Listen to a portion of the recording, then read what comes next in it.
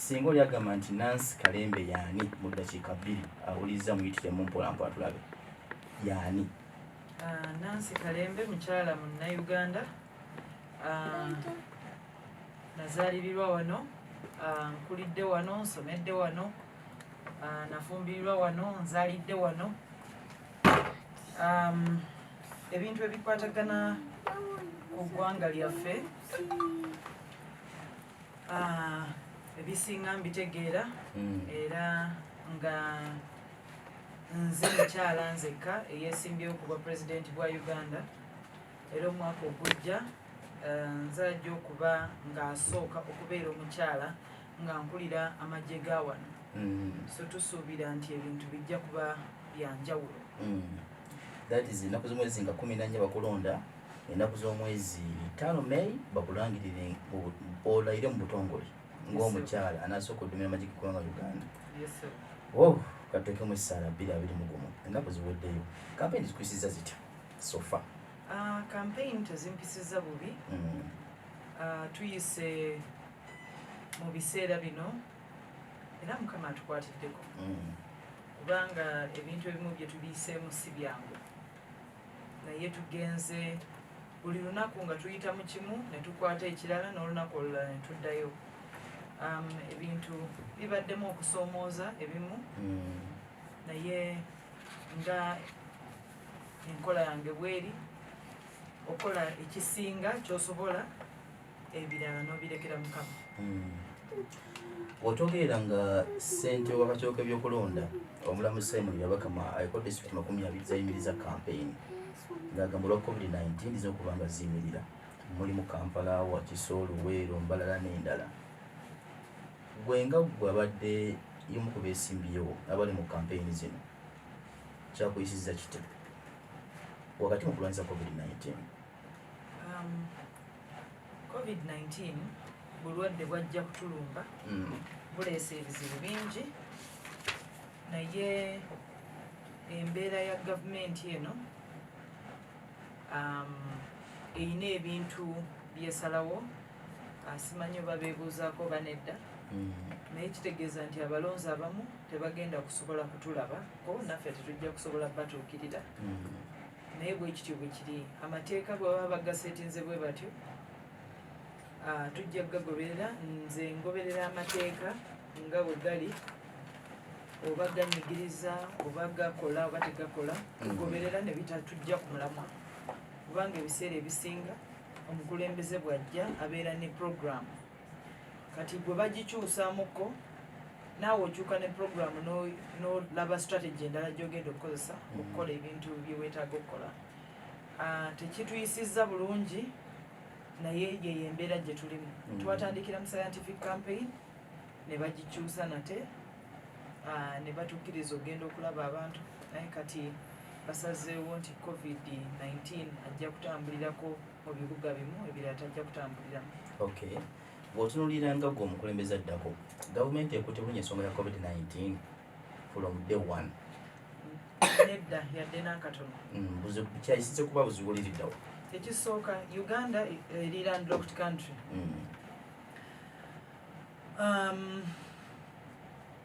So n'olwekyo COVID-19 yali tetuli coastal country, tetuli ku semayanja ennene. Kitegeeza nti obulwadde obwo bwali bugenda kulwawo okututuukako oba n'obutatutuukirako ddala singa twali tubukutte bulungi. Abakulembeze baffe okuva mu ntandikwa twabagamba baggalewo borders, ne bafaayo ku ssente okusinga obulamu. Bafaayo ku economy ne bwecrashinga musobola okuddamu ne mugizimba, naye abantu be muba muziise temusobola kuddamu baziikula ne baddamu okutambula. Ekyo kyekizibu kye tubeera nakyo nga tulina abakulembeze nga bafaayo nnyo ku byenfuna okusinga ku bantu, ku bulamu bw'abantu. Twamisinga opportunity nnene nnyo. Singa borders zaffe zaggalwa from the very beginning nti no more entry, ekisooka twandinyigirizibbwa mu byenfuna okumala akabanga, naye omuzungu agamba nti necessity is the mother of invention. Twandibadde tutandiise okweyiya. Kaakati olaba tulina ebintu bingi nnyo bye tulilayinga ono okujja okuva ebweru naye singa booda baziggala twandibadde kati tutandise obikola olaba sanitizer twamukola masks ne tutandika ozikola ate nga abantu abamu bali bagambye mbuno to importing masks from China ekintu ekyali tekyetaagisa n'ezo masks ezo ze ba importinga ziri very uncomfortable tosobola kuzibeera mu lunaku lulamba naye zino masks zetukolera wano e Uganda tubeera tusobola ozambala n'ozisiibamu olunaku lulamba n'obeera mulamu so n'olwekyo gavumenti eno teyakwata bintu bino bulungi ne lockdown bw'otunuulira engeri gye baasibamu ebintu ate ne babiggula ne bagamba essential services n'olaba nti abazimbi companies ezirimu okuzimba baziggula ne weebuuza how is that essential ow'emmere tukitegeere naye ow'okuzimba naye bw'otunuulira ebizimbe ebisinga ebitandise okuzimbibwa wano mu Uganda tetubitegeera bulungi bennyini bo tetubategeera naye eyo yembeera gye tulimu nti abantu abali mu bukulembeze essaawa zino beefaako bokka mukama abasaasire 12 Galaxy Farmer tulina Nancy Linda omukulembeze we11 addako okuva nga 14 nga tumuloozi singa bannansi munamwesigana akwata entebe okulembera eggwanga lino mu kulonda okubirabirana ennaku z'omwezi 14 January. Nancy bw'otunuulira ebigenda mu maaso mu ggwanga Uganda ebaddeko n'okulonda okw'enjawulo abakyala bangi abazze beesimba osinga ojjukira mu 2016 omukyala Maria Obote yeesimbawo 2011 omukyala 2011 omukyala Minisita kati yeesimbawo Betty Kamya Maria Mukyakutaano 2016 omukyala Maureen Kyalya ne yeesimbawo tebyatambula bulungi. Eggwanga Uganda lyetegeeza okufuna omukulembeze omukyala. Eggwanga Uganda lyetegese bulungi nnyo okufuna omukulembeze omukyala litya bw'otunuulira embeera ebaddewo ombuuzizza nti abakyala bajja nga beesimbawo ne batayitamu kati bw'otunuulira basajja bameka abayisemu tewali yadde n'omu tulina omukulu President Museveni kukyakwata enkasi yajayitamu anti kati tubala abantu abazze nga beesimbawo nze ndi mathematician bw'oba otunuulira percentages z'abasajja abatayiseemu n'abakyala abatayiseemu ndaba nga percentages z'abasajja abatayiseemu ate nnyingi okusinga ez'abakyala n'olwekyo ekyo si kinene nnyo lwaki oba oli mukyala oba oli mwami abannayuganda beetaaga omukulembeze omulungi agenda okutwala eggwanga mu maaso.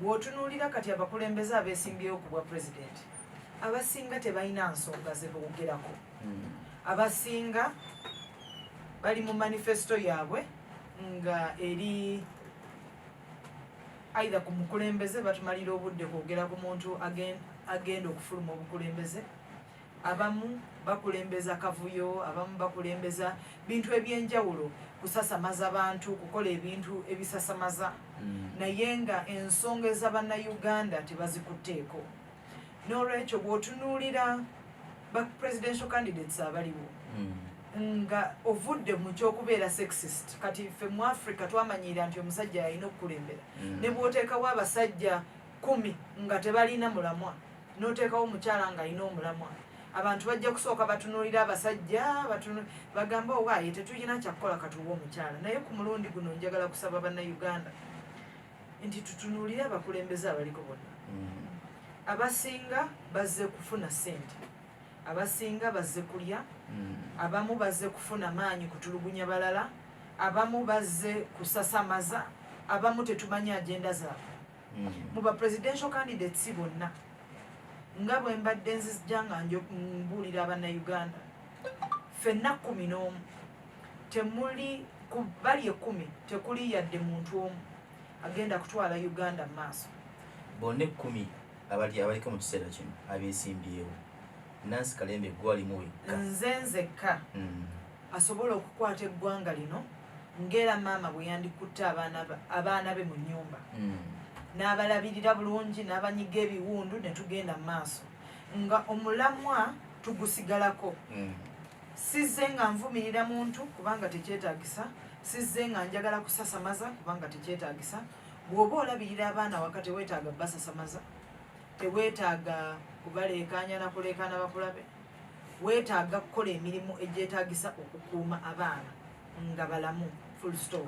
Katuko tutandikirawo 10 Galaxy Farm bwe tukomawo jaboge kwa kusimu wakati byokumaliriza ku 0707 kubanga owuza ekibuuzo omukulembeze ow'ekkumi addako nga nakuza omwezi 14 omwezi ogugenda agenda ogwa 2020 mukankumewo tugende maaso ne first mu kikankane kirene Stephen Gegange tovaawo nasi gye tubeera eno gye tutambulira mu bantu ab'enjawulo bagamba nti ng'omu ku bakyala abasinze okuvaayo ne boogera bulungi ku nsonga nga bagamba nti baali badde bakulonda naye nga bagamba nti oli mool omu ku beesimbawo okuva mu gavumenti ya NRM era nti bakikola okuba nti balaba nti tewali mukyala agenda kujja kwesimbawo ne bayite ne babigana bagamba nti okay jangu weesimbewo era mbu ne ssente za kampeyini ezimu z'okozesa ziva mu bbo.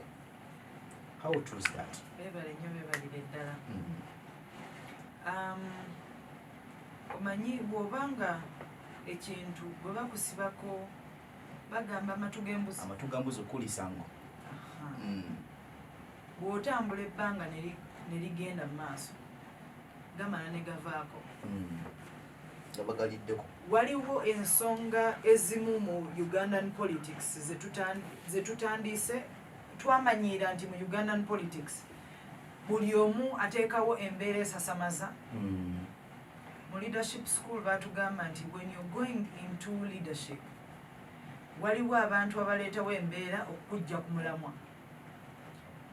Bw'oba mool oba toli mool ebiseera byokka bye bikwawula.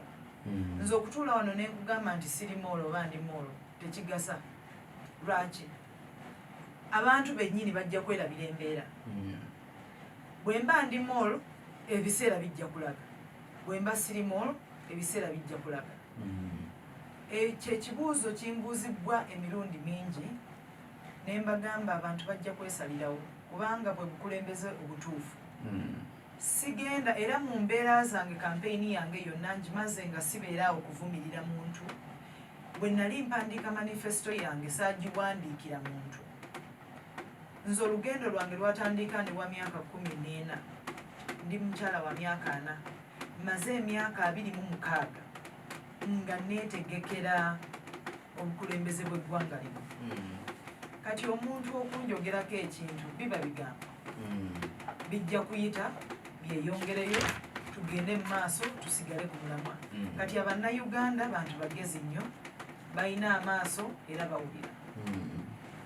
Njagala bo beesalirewo saagala nze babulira kikyendi. Ngenda najja ne neeteekawo ne neepresentinga nga omuntu ayagala okukulembeza obwesimbu. Kaakati bo njagala beesalirewo balabe kyekituufu ekigenda okutwala eggwanga lyaffe mu maaso. Tuve mu politics. Eggwanga lyaffe trivializinze obukulembeze tubufudde tubutyobodde tubuyiyeemu amazzi tubunaabudde oba mu Lusoga tugamba tudulwisa obukulembeze. Simanyi bwe mukyogera mu Luganda bulungi. Okujjungulula obukulembeze. Tudulwisa obukulembeze tubuyuyeemu amaadi bwasaabuuka amata noyiwamu amazzi gakyali mata. Tuzze muku ono musiru ono nakola naye talimu magezi. Ono talina mulamwa mu kifo ekyokuba kati leka nkankubuuzeeko omukyala agenda okuzaala atalina ddwali bw'omunyumiza nti ono omukulembeze musiru kigenda muyamba ki? Abantu Abannayuganda batuuse ku kiseera nga baagala kuwulira oyagala bakolera ki? Ogenda baweereza otya? Kati obutale babubbye kumpi buli katale mu Uganda bakabbye. Waliwo famire emu etandiise okubutwala. Amataka natambule mu Northern Uganda abantu batutte kumpi buli kimu. Kaakati bwe tudda mu politics eyo mbusimanyi ono bamuguze ono bamusasudde. That is not leadership. Obukulembeze si bwe butyo bubeera kubanga abakyala be bagobye mu wino. Abantu be baagala okujjako owino market.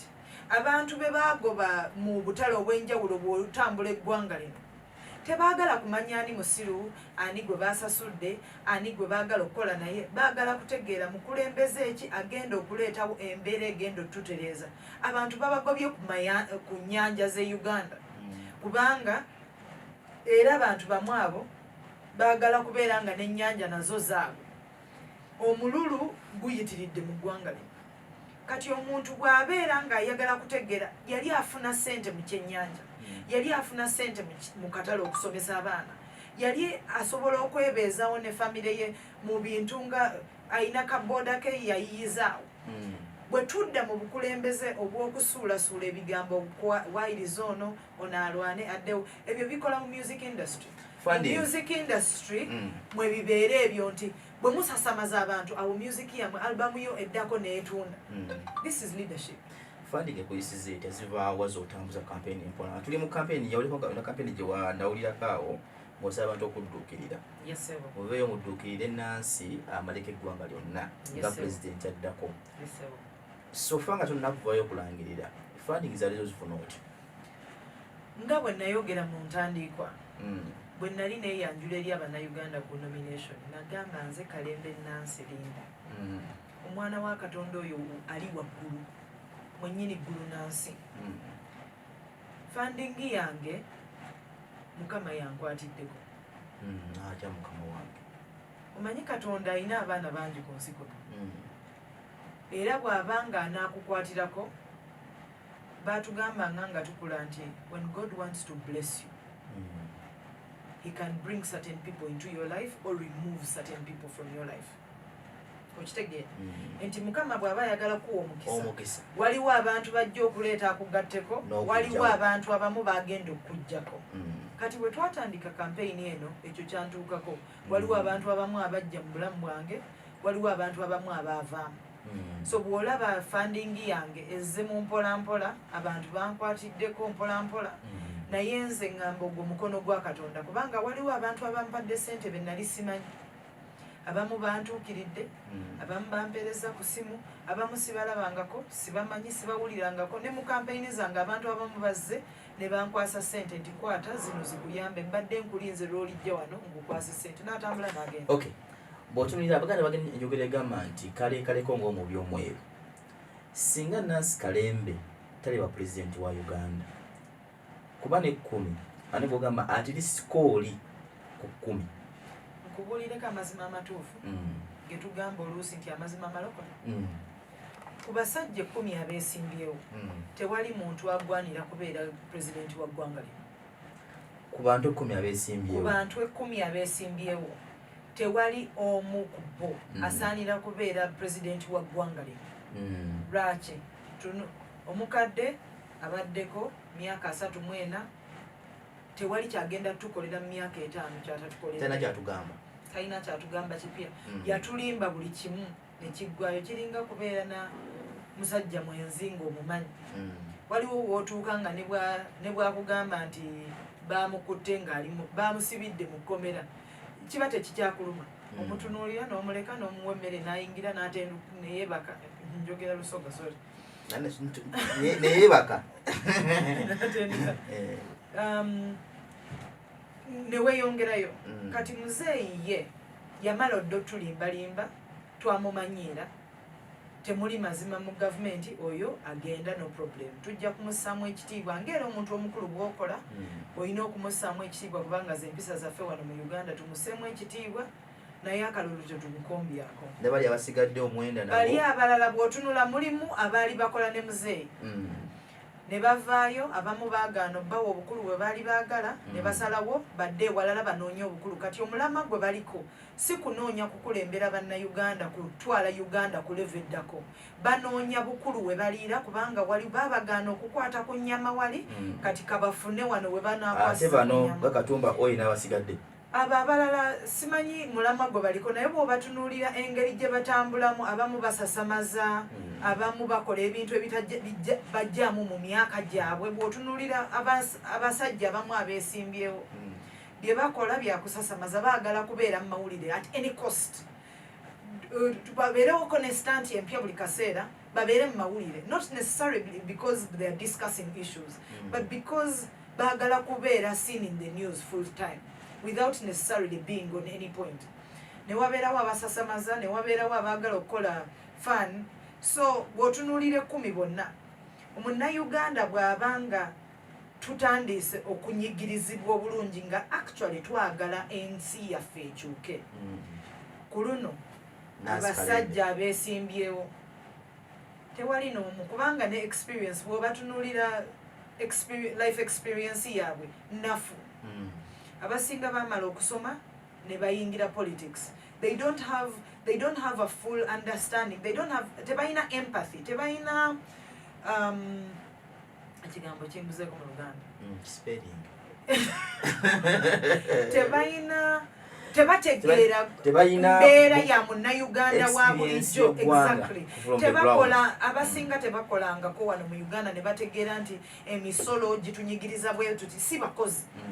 Abamu baakulira mu kulya sente za bwereere, tebakolangako, tebategeera emisolo kyeki, okukola business otandise otya bw'otunuulira banks ne banking rates ze batuwa, essente ze twewola okutandika businesses zaffe okuddayo. Abasinga tebabitegeera kubanga tebabikolangako, babadde mu sente za bwereere.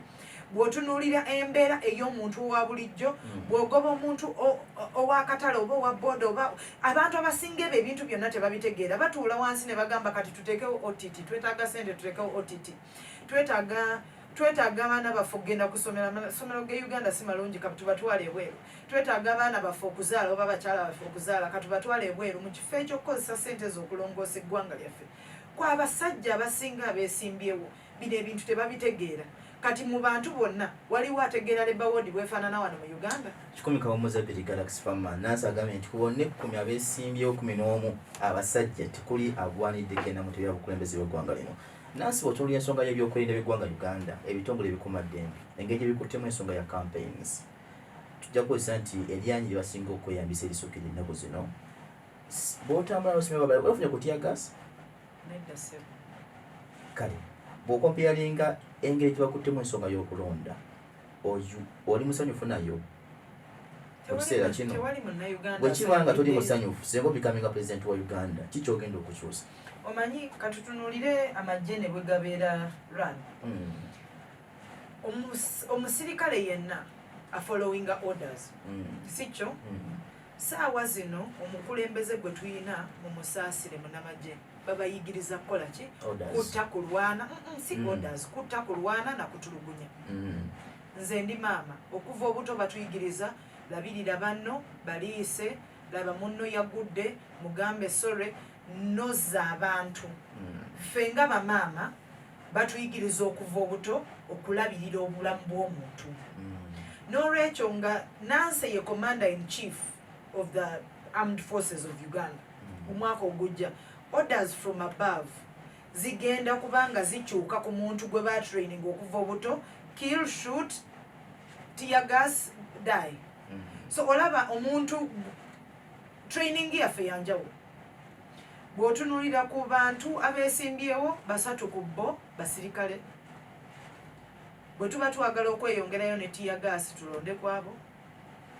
Bwe tuba twagala embeera just kubeerawo kukyusaako bukyusa tulonde abasigaddewo. Naye bwe tuba twagala enkyukakyuka eya nnamaddala, mu Luzungu ntera okugamba abantu nti am the embodiment of the change that Uganda needs right now. Enkyukakyuka eya nnamaddala abannayuganda gye beetaaga ssaawa zino egenda kuva ku maama ku mulundi guno, kubanga maama amanyi obulamu bujja butya mu nsi eno, kubanga tumanyi bye tuyitamu nga tuli mu Labour Ward n'emyezi egyo 9.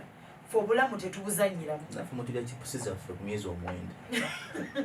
Naffe mutulowoozeeko. Tubalowoozaako, kyova olaba nti maama mu nnyumba, maama bw'abeera empowered, buli omu abeera mulamu, naawe omwami toba na stress nnyingi. Lwaki? Woolemereddwa abaakukwatirako.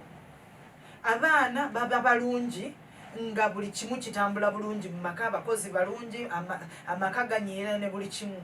Buli maama lwatabeerawo, kyova olaba eggwanga lyaffe teribaddeemu maama ng'alabirira eggwanga lino. Kyova olaba embeera eri bweti.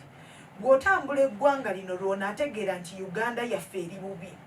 Ebintu bye boogerako musimanyi bazimbye enguudo, genda e Karamoja. Tugamba mu Mission 56, nze mission yange eri amawanga 56 ge Uganda. Era tugamba ensambo yaffe egamba nti leaving no one behind, tewali gwe tuleka mabega. Mu mawanga 56 gavumenti eno bw'otunuulira ensi eno bulungi, we will not wait for Karamoja to develop. Yensambo yaabwe. Ntambudde eggwanga lino, abannayuganda abasinga Uganda ge Kampala Road. bw'otambula ensi eno ojja kitegeera nti Uganda si Kampala road. Waliwo abantu nga ne Panado tebamanyi bwafaanana. Embeera gye batusuliwalizizaamu wano mu kubeera mu urban centers ng'olabanga olina essomero wali olina gendako mu Uganda. Abantu abannayuganda abasinga tebannaba ku miitinga Uganda. Kyova olaba bakuba kerere simanyi biki. We need to get away. Politics oyo ow'okuba kerere tumuveemu. Ow'oku pepe y'abantu nga totegedde bulungi kye bakoze. Kubanga politics waffe wakutuula na kuwuliriza kutulimba okuva ku makya paka olweggulo omanyi twasanga bwe tuti kati kiri bwe kiti. Tugenze nga tumanyira politics oyo. Twetaaga politics owa empathy, leadership, efiirayo ddala ku muntu wa bulijjo. Nti bannaye obutale buli bwe buti tukoze tutya, tubulongozeza naye tugenda kukola tutya, tukwataganire wamu abantu tulobe bagoba. Kubanga tukaaba bayaaye ate nga fe abacreating abayaaye. Bw'ogoba abantu ku mirimu gyabwe oyagala bajjewo ekyokulya. Ne bafuuka ababbi insecurity ne yeeyongera ne mutulimba mbuno muyina amagye ate nga you're creating insecurity. Kiringa ba hackers. Ba creating virus ne bamala ne bakutunza ki antivirus. Eyo yembeera gye tuli mu ssaawa zino. Ebizibu bi creating bo ate ne bavaawo ne bacomplaininga ne bagamba nti tulina amagye katuhandling security. Bwe mubeera abagagga mwenna bw'otambula ekkololo abagagga bonna waliwo ava mu kikomera kyo okubba omulala. No. That is security. True security is when everybody in a neighborhood oba mu nsi yaffe nga buli omu ayina kyakwasaako engalo. Eyo true security. So si security y'okutulugunya abantu, okuyiwa abamagye, okukanga abantu. Nga ngenda okukola ku nsimbi Nansi. Yabadde ntambula mu kibuga nga twogera ku nsonga zituuza abantu ab'enjawulo nti Nansi agenda kujja. Olowooza ki yalibadde kyagala okuba ng'omanya ku ye? Abo ne bagamba nti from day one ng'ogenda okwewandiisa. Tulabye President Museveni ali mu ntebe yajja okwewandiisa n'atulaga nti senga mumpa obukulembeze bw'eggwanga first lady wange y'ono. First lady n'abalala. Nansi ova n'ogamba nti no senga ntuula mu ntebe ono ye taata w'eggwanga. Omutulagadde. Kaakati mukwano gwange. Ekisooka bw'otunuulira katutandikire ne muzeeyi ne first lady. Bw'otunuulira enzirukanye y'eggwanga, bw'otunuulira structure kye tuyita ekyandibadde nga organogram mu business entity. Ekifo kya first lady kye kiriwa era akola ki mu ggwanga okitegeera. Bw'otunuulira omukulembeze yenna baawe oba mukyala we akola ki mu ggwanga kye tusooka okukola. Are they necessary? Kubanga kati tubaddewoko ne first lady ng'abadde Minister of Karamoja Affairs n'abadde Karamoja. N'abakyala baddukirayo. Bw'otunuulira ebifo ebimu byasaavinzeemu Ministry of Education kati n'ebirala. Eyo si ye constitutional designation ye. Ayina kubeera first lady. Emirimu gye gy'akola they are not constitutionalized. Kyekimu ne bbaawa. Otyo tugenda awo. Omwami bwe mba nga nze president we Uganda temuli mu constitution bwe baawandiika nti Nansi omukyala bw'abeera president baawa alina okukola emirimu bwegiti. Bw'ogaana omutulaga ne bamukubako basire Queen toyombe ng'oli mu state house. Nze ndi mukyala nafumbirwa dda. Ate omutulaga tetumumanyi. Singa sire Queen essaawa ze n'amutwala. Kaakati leka nkubuulireko. Ekintu ky'amaka that is private business. Are you sure? Very, very private. Kyova olaba abaana bange tewali kifaananyi kya mwana wange kiri wantu wonna. Tewali amannya gaabwe era abantu abasinga tebagamanyi. Family is family. Nzize kukulembera ggwanga. Nafumbirwa ku ssaawa 4 ez'okumakya ng'ennaku z'omwezi 18 August 2007. Nenfumbirwa. Ebyavaamu abannayuganda abasinga babitegedde. Kati omuntu yenna bw'otunuulira bawa leaders abakyala ne mu history mwonna ebiseera ebisinga babba baabwe tobalaba. Waliwo ensonga lwaki babba baabwe tobalaba. There is a distraction that comes. So kyova olaba abakyala abasinga bali mu bukulembeze tojja kulaba babba baabwe. Either abatafumbirwangako oba yafumbirwako bbaawe n'afa oba yafumbirwako bbaawe n'atambulamu oba yafumbirwa naye bbaawe ali eyo musirifu asirikira eyo tatera kujja mu bantu waliwo ensonga ekintu ekyokubeera nga bwe mba mbadde focused ku kyobukulembeze for 26 years okuva nga ndi wa myaka 14 basire queen okubba omusajja kyekigenda okunzija ku mulamu laavu ng'eruma waliwo emyaka gy'otuukako laavu negwawo nga waliwo si laavu teggwawo leka nkubuulire katonda God is love so ensonga ya love waliwo ebintu kati ebintu by'obukulembeze bw'otunuulira leadership a leader has to be focused olina okubeera focused mu bintu by'okola buli nsowera buli nsiri ekuyitako bw'eba ekujja ku mulamwa toli mukulembeze tukomekawo Muzabbiri Galaxy fama buli nswera buli nsiri ebe kujja ku mulamwa toli mukulembeze nzikiriza mpo mulemu enkomawo mu ggwanga Uganda basinga okubeera mu bavubuka mu ggwanga Uganda basinga okubeera mu bavubuka mu manifesto yo tegese otya okusinga kulwanyisa ebbula ly'emirimu kakati tulina ebintu bina byetwasalawo nti bigenda kukwasaganya aba youth ekintu ekisooka ye community businesses nzize nzogerako nnyo okumala ebbanga community businesses zino zigenda kubeera nga tusupportinga gavumenti yaffe ng'esupportinga community businesses ez'enjawulo okulaba nti abavubuka tubakwasaganya n'abantu ab'enjawulo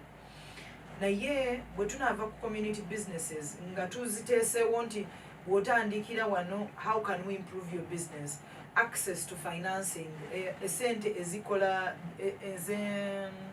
capital nti omuntu akoze atya bizinesi ye tumukwatiddeko tutya mulimu ebifo bye tugenda okutunula mu bintu by'emisolo nga tugamba nti vulnerable groups bw'ebanga evuddeyo ng'etandise business tugenda kugikwatirako tutya emisolo tugikendeeze tugisaleko emyaka bwe giti tubawe tax holiday tukole tutya bwe tuba ku community businesses tuyina ekintu ekyokubiri kye tuyita talent development centers wano mu Uganda tuyina abavubuka bangi abalina talenti ez'enjawulo abayimbi abazina abali mu art abali mu sports. Personally I was a sportswoman, I've been a sportswoman all my life.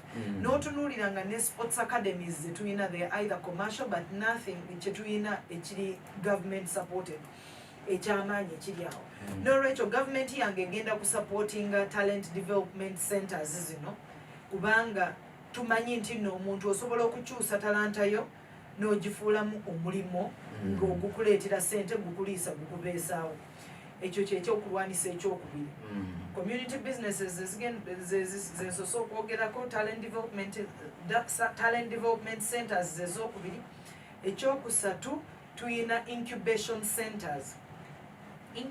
centers byebifo ng'ekibaya kya baby ekibaya mwoteeka baby omuto eyakazaalibwa businesses ento zonna ezakatandika omuntu alina ekirowoozo naye talina sente zizimba kolero ddene factory talina sente zigula byuma talina bumanyirivu mu bizinesi nnyo talina ne basic financial management naye alina ekirowoozo ayagala kutandikawo business tumanyi nti Uganda is one of the most entrepreneurial countries in the whole world bw'otunuulira statistics ezigenze nga ziraga Uganda emyaka egiyise batunaminganga the most entrepreneurial country naye mu report yemu ne balaga nti no businesses mu Uganda oluusi teziraba na birthday yakubiri oba yakusatu n'olwekyo awo twagala okusisira nti tubeere nga tusobola okusupportinga businesses zino mu kibaya nga mu bebi oyo tumutereka mu kibaya okumala myaka 3 ne tukwatirako omuntu okudevelopinga products ze okubeera nga asobola okuza exportinga nga gavumenti yemukwatiddeko okubeera nga ategeera tumu business development tumuyamba tumukwasaganya ebya business development ne basic financial literacy nga tumuyigiriza abeere nga akenguka mu kintu kye kyakola ng'ekkolero factory ya gavumenti n'ebyuma bya gavumenti abeerawo okumala myaka 3 n'alyoka afulumamu nga basically about supporting the youth kati ekyokuna so that they can make their own money si kubeenebulinga nti tubawadde sente 1,300 mutwalo naye nga it is practical help that can make someone's brain work nti omuntu yeerowookeza yeekolera naye omuteereddeyo cushion nti kwagwa bw'asimatuka n'agwa ng'atandise okutambula agwawagonda damu ne tumusitula. Ekintu ekyokuna ye innovation centers. Tuli wano tukozesa microphone, nkozesa headphone, mwami akozesa essimu, tujjidde mmotoka. All these innovations have not been African. Mu Uganda tuyina ki? Mu Uganda ne mu Africa tuyina obwongo bulowooza. Naye lwakubanga abakulembeze ababaddeko tebakiteeseeko emphasis nti abantu abalowooza kati bw'ogende kati waliwo ebintu bye bayiiyiza. Naye singa gavumenti ebadde esobola okusupportinga bano abantu abali innovative nga ffe kye twagala okukola ekya innovation centers tuba nga tusobola okutumbula ebya innovation mu ggwanga lyaffe. Naffe tuteekewoko ebintu ebitabeerangawoko mu nsi yonna bibe nga biva mu Uganda nga bigenda ewalala. Mu myaka ki abantu be basinga okubeera innovative mu buvubuka bwabwe bwe basinga okubeera innovative. So tujja kuba tubasupportinga. Mwawulira omwana eyavaayo mu Uganda waliwo software gye yadeveloping gavumenti n'emu-ignoring nga Silicon Valley n'emutwala n'emusasula n'emutwala. Omuvubuka omulala eyalaba how to recycle okufuna kerosene bamu-ignoringirawo kyaggweraawo. Mu Africa examples nyingi ez'abantu abali innovative gavumenti zaffe tezibafuddeeko. N'olwekyo mu gavumenti yange tugenda kufaayo nnyo ku kintu kya innovation tubeere nga tusobola okusupportinga ba youth kubanga obwongo bwe bweserera omuntu aba akyalowooza they are still very hopeful. Abantu nga bali youthful babeera hopeful, babeera innovative, babeera creative, babeera n'amaanyi mangi. Kati awo we twagala okubakwatira awo nga gavumenti yange tubakwasaganye tulabe bwe tubasupportinga. Gavumenti yaffe egenda kuba etumbula ebyenfuna mu ggwanga lyaffe nga tukutte kweno percentage esinga obunene mu ggwanga lyaffe okubajja mu bwavu n'ebbula ly'emirimu. Mu ggwanga Uganda abayimbi bagamba nti bakoze kyamaanyi mu kutumbula eggwanga Uganda nga bayita mu bitone. Era mu ggwanga tulina abayimbi bangi abato n'abakulu. Nga sindagenda kubuuza kibuuzo mu Uganda muyimbi ki gw'osinga okuba ng'onyumirwa? Ogamba singa akuba akayimba bwe kati onyenyaamu omukazi n'omusajja mpayo omusajja omu just omu yekka no ne bw'oŋŋamba nti Katumba oye muyimbi wo byagenda naye Katumba ng'omwagala nnyo Katumba oye si muyimbi. Bwe tutunuulira abayimbi wano mu Uganda zino sitera kuwuliriza nnyimbi za bulijjo. Nze abayimbi bange bonna ennyimba zensinga okwagala ennyo za kusinza. Mpaayo omwana waba wakusinza mu ggwanga Uganda nga bangi kandala naye omwaga osinga okunyumirwa? Sijja kulimba nti ono omu gwe nsinga okunyumirwa. Kale mpaayo babiri. Kale omwami Pastor Bugembe njagala nnyo ennyimba ze. Lwaki? Kubanga zirimu okusinza ate zibuulira ekigambo kya Katonda. Pastor Bugembe tugambe nti mu Uganda nibwo osinga okwagala? Nze mubaami ate mu basajja ate oyo ye musajja ate mu bakyala you mean? Mu bakyala Judith babiri mu ggwanga Uganda. Mu kabinenti yo olina ekitutikamu muyimbi yenna mu kabinenti?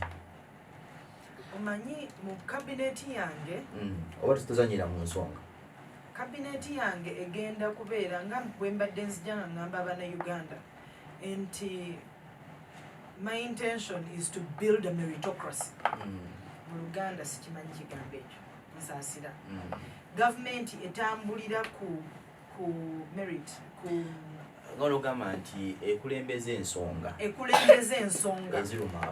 eziruma abantu ekulembeza obumanyirivu n'okutegeera ebintu gye bitambulamu, ekulembeza amaanyi go obuvumo bwo talent yo mu kutegeera omulimu gw'ogenda okukola.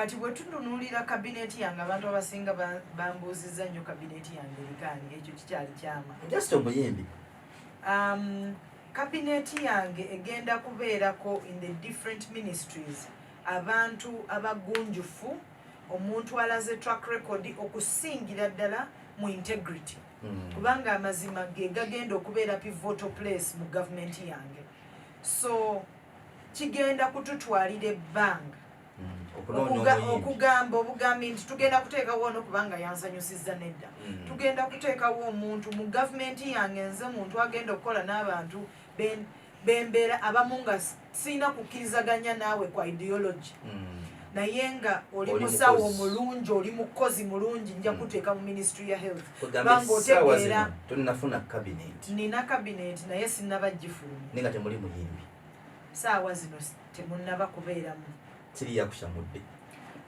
sinoonya kuncamula mu birowoozo njagala bakozi okay bw'otunuulira CV yange nze natandika okukola nga ndi wa myaka 17 delivering on the job kyenjagala saagala stories saagala muntu nti ono walugambo nnyo ajja kunyumiza oli kyakoze njagala muntu nga delivering nakolako mu bank e Nigeria omanyi wano mu Uganda ndabye ebitongole ebimu nga bitambulira nnyo ku lugambo omuntu n'afuna promotion kubanga yasinga okutwalira boss olugambo nayiga ekintu ekyansanyusa bwe nali nkola e Nigeria abantu abamu abaali batwalira nnyo baboss olugambo lwali lumu ne tukola appraisal twali tunakyo tuyita 360 degree appraisal nga babossi bo bakwa appraisinga abali ku level yo ne bakwa appraisinga n'abakuli wansi ne bakuwandikako bawaliwa before they promote you abantu abaali basinga okutwala olugambo ne babawandikako sluggards nti bw'oba toyina talent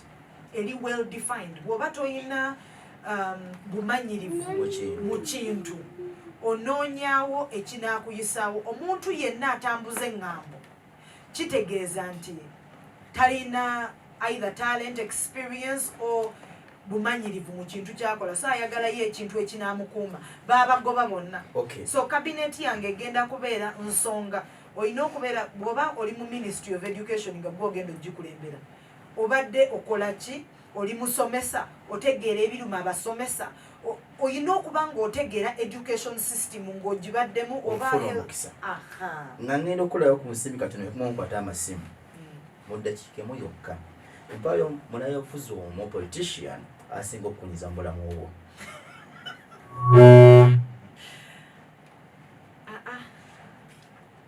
kale mu spelling erimu asinga okukunyiza mu bulamu obwo n'ogamba nti omusajja oyo nkubuulireko ekyo sigenda kukiddamu ng'emazima amatuufu oba onkuba akaama mpolampola sijja kukiddamu omanyi lwaki nasoma ekitabo nga ekimu ku kintu ekizza abantu emabega oba ekisibawo geeti z'abantu oba ekiggula geeti z'abantu ne bw'oba omwogeddeko ne bw'oba oyogedde ku muntu mu kyama slander anti ni mukyala mukristaayo so munansonyiwa ebiseera ebisinga nyingizamukko ekigambo kya Katonda slander kintu ekibi ennyo ate unfortunately obukulembeze bw'eggwanga lyaffe bakulembezezza nnyo slander okwogera kwonono namukyawa nnyo ono namukola ki ngenda kukulembera eggwanga ngenda kukulembera ababbi ababishopu abantu aba buli kika kati bw'obeera maama waka n'osalawo nti omu ku baana ojja musosola nti akunyiiza oba togenda kubeera mukulembeze mulungi era nga ngenda kukumula ku nsimbi